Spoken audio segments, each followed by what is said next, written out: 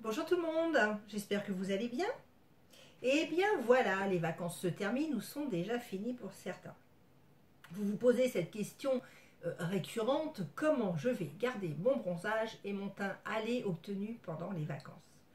Je vais vous dévoiler mes astuces et conseils pour entretenir et prolonger au maximum ce super bronzage. Pour ceux et celles qui ne me connaissent pas, je m'appelle Nathalie Lapérine, je suis FBO, partenaire du leader mondial de l'aloe vera. Je vous propose de partager avec vous mes astuces, mes solutions aux problèmes de tous les jours, ainsi que mes conseils bien-être et beauté.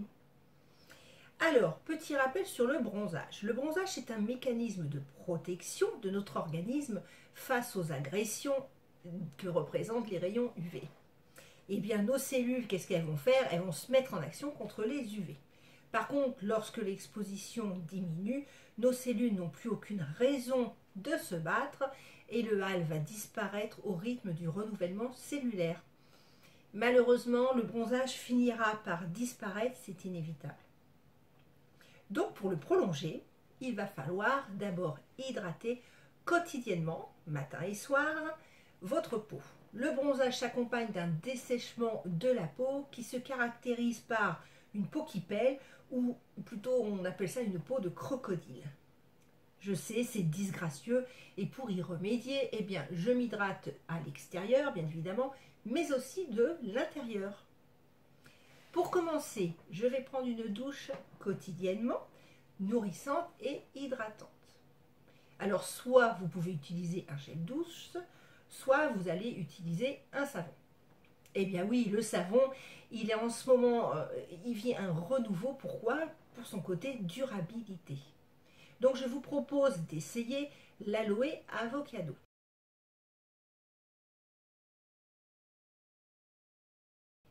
L'huile d'avocat qu'il contient est excellent en raison de sa teneur en acides gras insaturés. Le gel pur d'aloe vera, quant à lui, va hydrater efficacement votre peau. Il convient pour tous les types de peau, même les plus sensibles. Après, si vous n'êtes pas savon, il vous reste bien sûr le gel douche.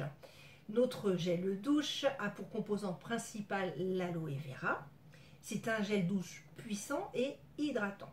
Vous y retrouverez également dedans de l'huile de jojoba, du concombre, de la noix de coco, de l'huile d'argan et de l'arnica. Tous ces composants vont hydrater, adoucir, réparer et préserver la peau du dessèchement.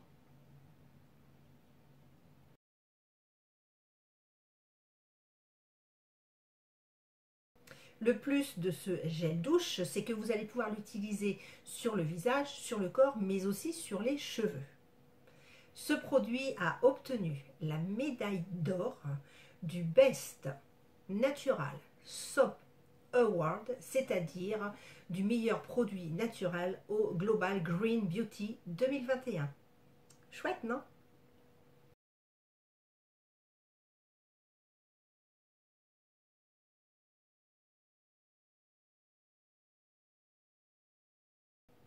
Je continue mon hydratation.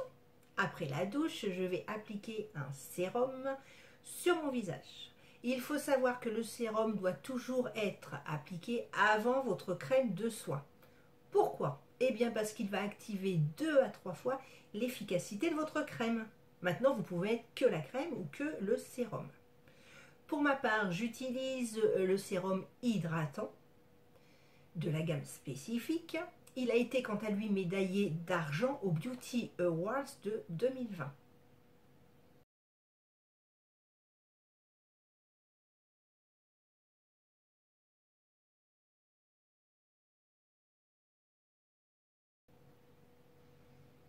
Avec ces 4 acides hyaluroniques, ce sérum est un hydratant intense pour la peau.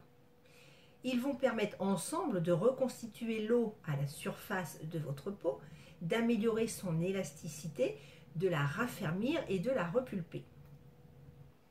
Après le sérum, je vais appliquer ma crème de soin.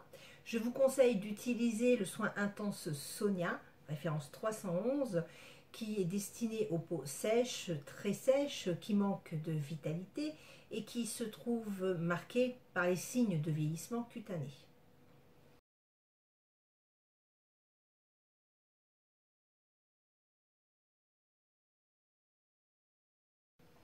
Le sérum, comme le soin du visage, est appliqué matin et soir.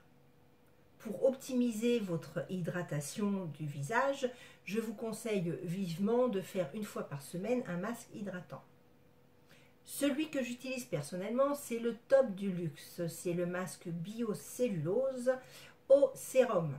Il est médaille d'argent au Global Green Beauty Awards 2021, c'est-à-dire qu'il est 100% naturel et 100% biodégradable.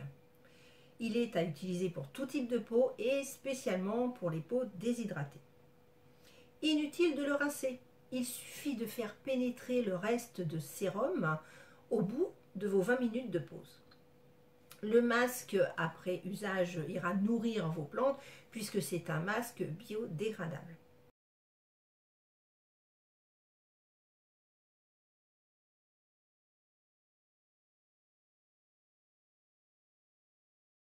Enfin, pour le corps, après la douche, j'applique ma lotion. Avec 37% d'aloe vera, elle va apporter une hydratation intense. Elle est sans silicone et convient à tout type de peau. Pour compléter l'hydratation, après l'extérieur, je vais m'occuper de l'intérieur. Je vais prendre le gel pur d'aloe vera car c'est la base de l'hydratation de l'intérieur.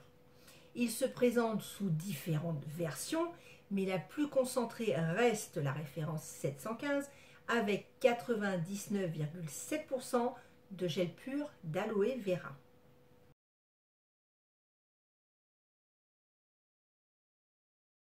C'est le jus de légumes à prendre tous les matins.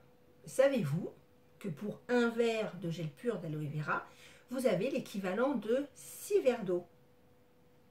En plus de son pouvoir hydratant, votre aloe vera est un puissant antioxydant. Il va stimuler les défenses naturelles et renforcer votre organisme. Je vais associer à mon aloe vera une boisson plaisir, l'infusion à la fleur d'aloès. Elle est à boire tout au long de la journée, soit chaude, soit froide.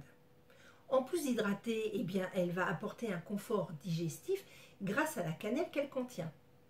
Un sachet va suffire pour faire 1 litre d'infusion. Voilà mes conseils pour une hydratation optimale de l'extérieur comme de l'intérieur. Mais pour prolonger ce bronzage, il faut aussi penser à gommer sa peau, en plus de l'hydrater. Je vous dis tout ça la prochaine fois. À très vite!